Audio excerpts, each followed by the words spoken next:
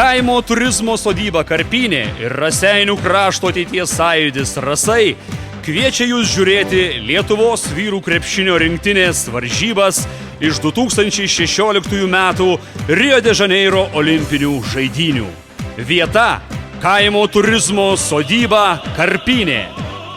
Įėjimas nemokamas. Išsamesnė informacija apie tiesioginės ir vaizdo įrašų transliacijas Karpinės internetinėme puslapyje.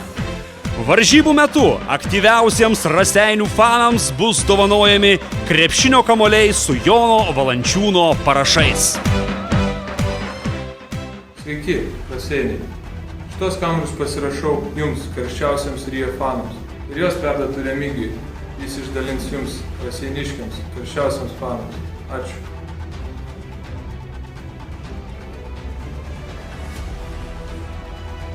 Sėkmės. Sveiki, raseiniškiai. Šiuos krepšinio kamuolius su savo parašais Jonas dovanoja Raseinių krepšinio fanams. Todėl nuoširdžiai kviečiu jūs į Karpinę, stebėti Lietuvos rinktinės pasirodymų ir aktyviai sirgti už Lietuvą.